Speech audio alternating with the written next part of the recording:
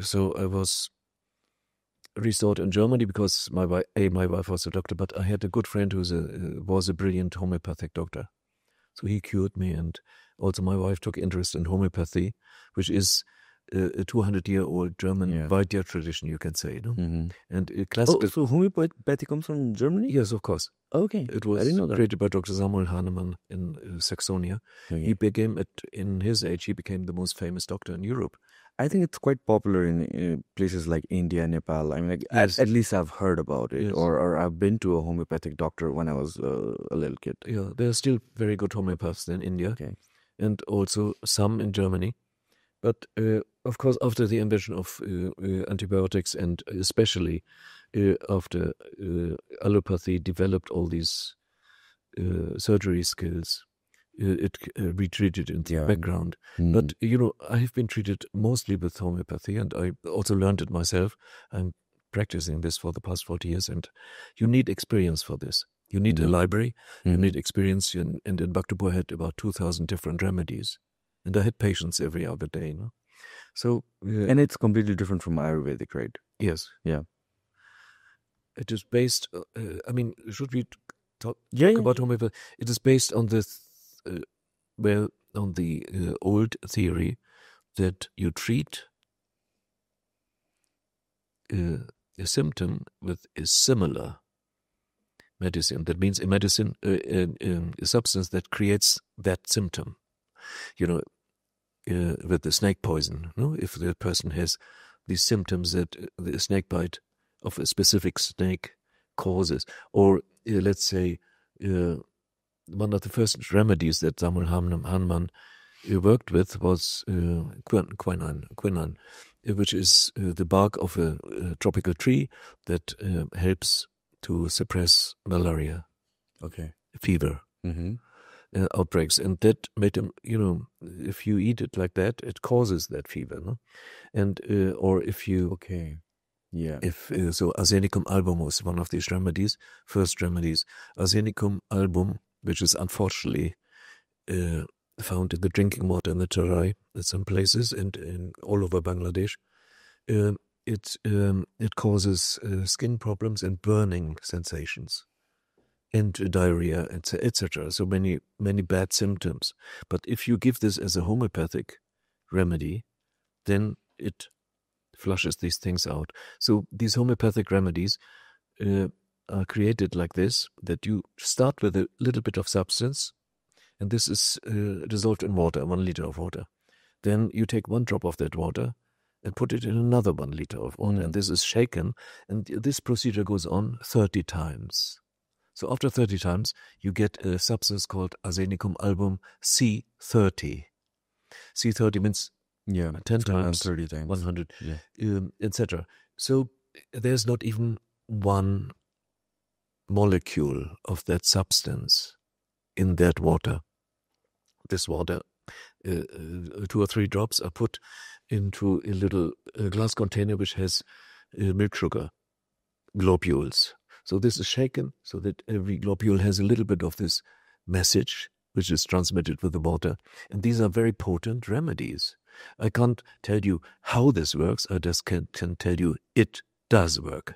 And if this is the right remedy, it works like a key that unlocks your self-healing system and is a very effective key. This works even on dreams. For example, let's take the remedy lachesis. Lachesis is a poisonous snake poison from America, and so this works with people on the dream level, on the mental level. It works when they have dreams of snakes, frightening dreams, of snakes. There's a big snake under my bed. Things like this, no? Okay. It makes people really hallucinate? No, just mad. Okay. With fear. And they have these dreams, recurring dreams of snakes. Then this immediately, I as a homeopath, I take lachesis, a high potency like 200 C200, and then dreams will never come back. So it works even on that level. And if it's a physical problem, lachesis is actually a left-sided remedy for serious infections, for tingling, for, anyway, left-sided infections. And when you give that in a lower potency, like C30 or even lower, then these things can be resolved within a very short time. Let's say 1 day or so, or 12 hours even. Because it opens the blockage for self-healing. And our self-healing power is unlimited. This is, it's just blocked by something. So the explanation of homeopathy is totally different. In allopathy, we know there are bacteria, is baddies, and then there are also goodies, also nice bacteria that you need for digestion. Yeah. So there are bacteria, and you have to punish these bacteria with antibiotics, streptomycin, etc. So this is a totally different level of understanding, and this is not, unleashing the self-healing, but it's just killing sparrows with bombs, no? So. As a kid, I remember the homeopathic doctor giving me something, it used to be a white, sugary substance. Yes, that's why children love it. Yeah, that's probably why I loved it. Yes. What is that? What is it? It's milk sugar. Milk sugar. That's actually sugar? Yes. And how is that helpful? Because this sugar has been exposed to this water, I just try to illustrate the process of 1 drop of water in 100 milliliters and 100 for that. Okay. 1 drop in that. So that's a legit medicine. Yes. I used to think the doctor is giving me just sugar tablets. No. This is, this water is mixed with this and shaken, etc. So that every of these globules is. The good thing about this is it's very cheap. Yeah, it is. With a small glass of 200 droplets, you can cure 200 patients. And this costs, I don't know, in Germany 10 euros, but here maybe 1 euro or so, or even less. Yep. And so it's very, very cheap. And the multinational companies cannot make much profit with this. And all these pharmaceutical companies that are in India want to make money, of course. Of course, I'm all for antibiotics when they are necessary. Yeah. So if there's a case of typhoid, I would always prefer antibiotics, the right antibiotic immediately, because it causes less suffering than the homeopathic counterpart. No. But, a homeopath needs to know both traditions, when to apply what more efficiently and spare the patient unnecessary suffering. Yeah, I think the medicines are being overly used, especially the antibiotics that are being used haphazardly and causing antibiotic resistance to a lot of people. Yeah, it's already becoming a huge headache for WHO and doctors, you name it. Yes, but I mean these pharmaceutical companies and trusts, they have an enormous political lobby. Yeah. So homeopathy is just tolerated because in Germany people love it.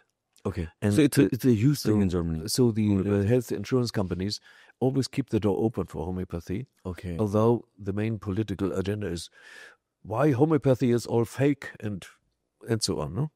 But it's widely being used. It's a continuous battle. Yeah. But it's widely used. Yeah, people love it because they see it works. Children love it because it's sweet and it has no side effects. So it is definitely a very valuable instrument to make people's life better, and it should not be pushed aside. Mind you, I'm talking about classical homeopathy. There is a lot of homeopathy that is not classical homeopathy, which is, has esoteric aspects and which is where you don't need to pass a degree, etc. In classical homeopathy, it's difficult. You have to pass a degree, in Germany at least, and which is recognized by the state, and so on. So you need an experienced homeopath. Yeah. If possible, select an Anubhavi Manche, not a youngster. because over the years, you see so many different patients, so many different cases, and you learn of each case is like a detective story, no? Until you are sure this is the remedy this person needs. So anyway, this is one of my hobbies, homeopathy. Okay. I'm not. I can tell you're very interested. I'm not a trained doctor, but I see that it works in poor countries like Nepal and others. It would be a nice thing to spread and to offer to the people because it's affordable.